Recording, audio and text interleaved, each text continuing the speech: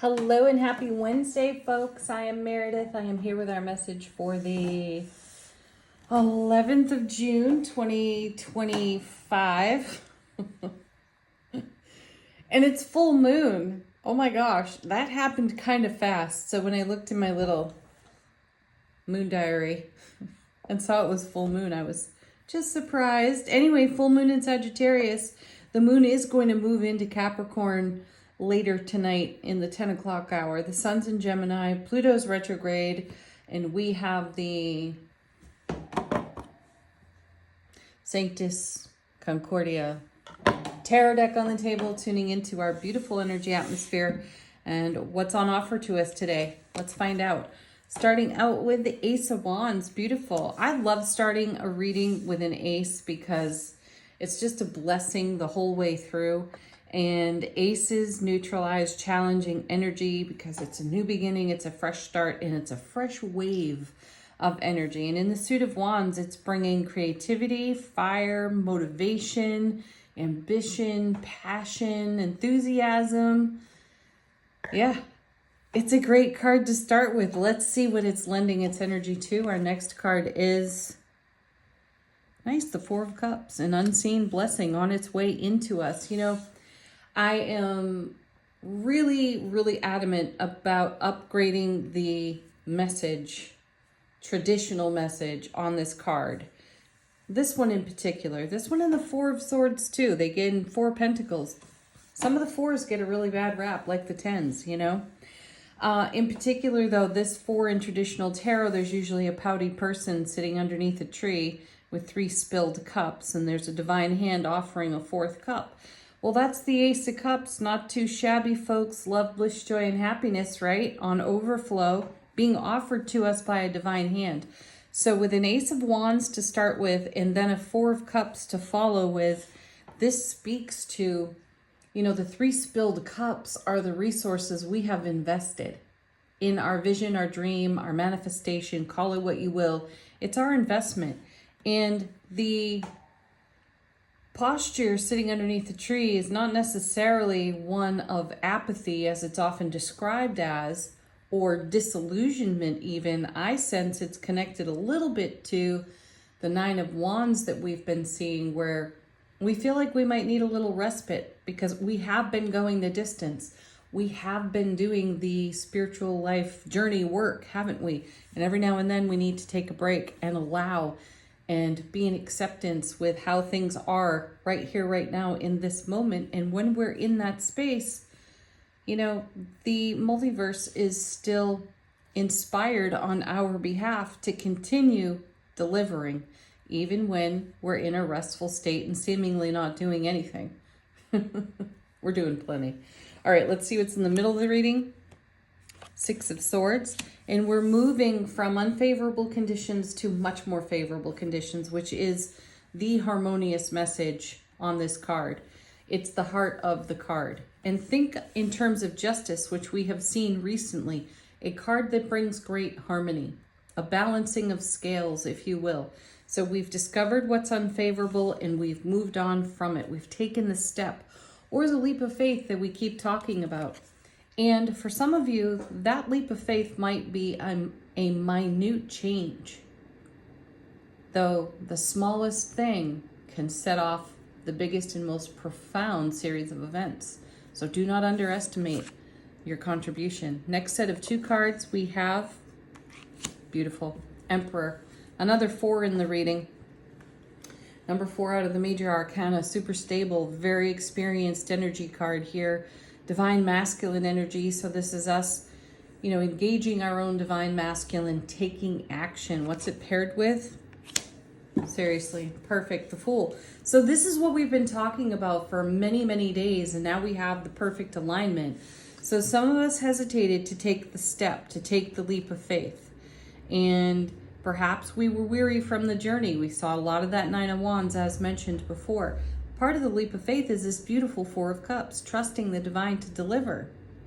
While we are taking fresh new action on our spiritual journey by taking a leap of faith, even if it's minute, we're still lending all of our collective experience to new situations. And I feel that we've got the bit in our teeth now. We are ready for the new. And where we've been tentative and where we have been, reluctant, I suppose, to move beyond our comfort zone, now that we've done it a little bit, we're ready to do more of it. And then we have, and why not? Because there's the reward. You don't need another card after this one. You really don't. That's the 10 of Cups. Ace of Cups to the power of 10. So we start with an Ace of Wands in the main part of the reading. We finish with a 10 of Cups. Everything in between is all about our decisions and choices that we have made to take a leap of faith, regardless of consequences and regardless of what our ego would protect us from. Awesome. Congratulations, everybody. Let's take a look at what's on the bottom of the deck. How's the universe helping us out behind the scenes? Well, there's the lovely and fiery Queen of Wands. Yes, please. Aries, Leo, Sagittarius. This is our passion in divine feminine motion. So we're taking great action in divine masculine here with the Emperor. And now we are harmonized in our divine feminine with our intuition and our great love, which is what she, that's Queen of Wands, not Queen of Cups. I switched queens there for a moment. Anyway, we're bringing our fire and our passion. I love those happy little accidents. And we're receptive to the results of the actions that we've taken, which only fuels the fire more. And here's Temperance backing that up. Archangel Michael's energy there. And this is rare and uncommon energy. Let's look back again to the eclipses we had recently. And also keep in mind that we're still in a frequency harmonization of the prior eclipses in the fall. Those are still ringing themselves out. And here's Temperance with all of its divine alchemy, blending rare and uncommon energies in a fiery, passionate, creative, ambitious way. I like that. And then great discernment with our King of Swords. How gorgeous. And, the King and the Queen of Swords are more cards that I would like to up-level in tarot. Everybody talks about them as bitter, cold, angry, divorced, widowed type of energy. Now, I'm not going to dismiss that they can represent those energies. However, what's really at the heart of the King and the Queen of Swords is discernment in the mental realm. So in the heart-mind coherence, this would be the mind aspect, right? And in the aspect of the mind here, we are being discerning and decisive. The only reason it gets a sharp edge on it is because of the swords they represent. And sometimes we need those sharp edges to be discerning with ourselves. Specifically, we'll know that something is a better choice and we'll still avoid it. Why is that? The ego's keeping us comfortable. And sometimes we have to cut away the old cords of energy with those very sharp and discerning swords so we can liberate ourselves, set ourselves free from an old way of being that is actually holding us back. Next card, bottom of the deck. Perfect. There it is. There's the liberation I was just talking about. There's the Eight of Swords. This is freeing ourselves from a mental trap. So this is what's going on behind the scenes because we're taking leaps of faith over here and we're garnering new gains, new information, education, edification, if you will, even. And by setting ourselves free, this is the momentum in the eights, Eight of Swords, where we were blindfolded and with our hands tied previously, we're not any longer. That's exciting. And then we have, half that card in the Four of Swords with the Star and the Ace of Swords. There she is. There's a Queen of Cups. After all that, right? So Four of Swords is rest and relaxation. It's post Three of Swords, which we saw yesterday. It's kind of rest and recovery from Three of Swords contact. And yesterday we had a Three of Swords contact, though in a glorious way, because it was reminding us of a potential challenge and hardship that really strengthened us for the now. And it's a card all about reverence and gratitude. So let's have it. And here's the Queen of Cups that I was feeling earlier. Bring your intuition and your great love. Brilliant clarity, everlasting strength, and the Ace of Swords. And then there's all the wonderful faith, keeping the faith for everything in heart-mind coherence. Beautiful energy here. Another congratulations style reading, folks. Angel Answers, put a question to the deck if you have one. I've got cards falling out on the table already. Let them confirm the reading, if you will. Wow, we have a ton of them. They're just throwing themselves out of the deck. So, first one is, there's something better. You know it. That's why the Eight of Swords is there, and that's what you're liberating yourself from. And then comes the peace for doing it in the Four, and a whole new, I'm going to say revitalized or reinvigorated faith for what you're in creation with. And then emphatic success. The next set of 3 fell out together in the near future. Within the next few months, opportunity. Read that as you will. I don't really go in for timing at all with cards. Absolutely. There's no clock. There's no calendar. However, I do go in for phases of life experience. And as we've mentioned with temperance here on the table, there is a connection to eclipses in the spring and then last fall as well. It could go back further than that even for some of you, depending on what you set in motion a year ago. With the last spring eclipses,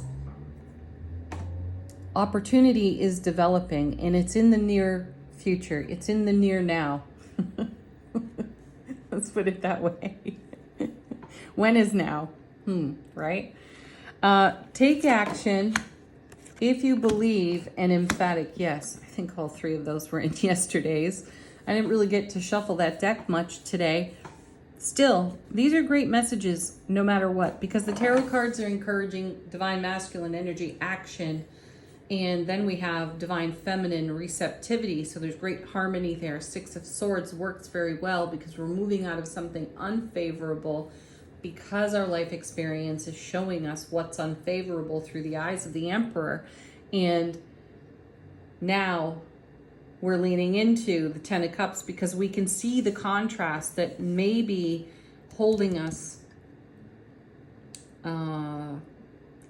outside the realm of full acceptance of our own selves for the 10 of Cups here. Wherever we've limited our flow of divinity will be shown to us. And I sense we're seeing it and we're making adjustments because of it. Awesome. Keep going. Don't stop now. That'd be a great angel answer card to see today.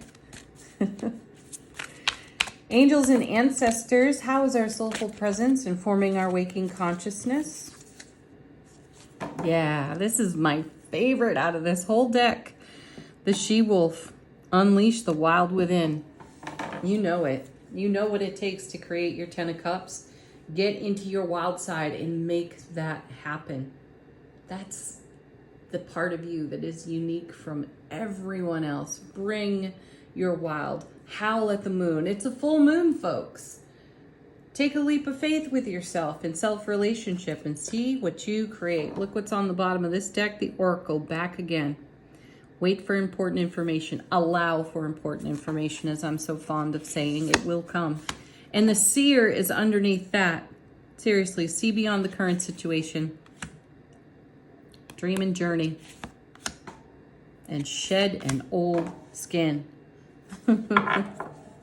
Definitely. Have the best Wednesday ever. Peak of the week, folks. Peace, love, joy, happiness, awesome coffee, great tea. Go get it. Namaste.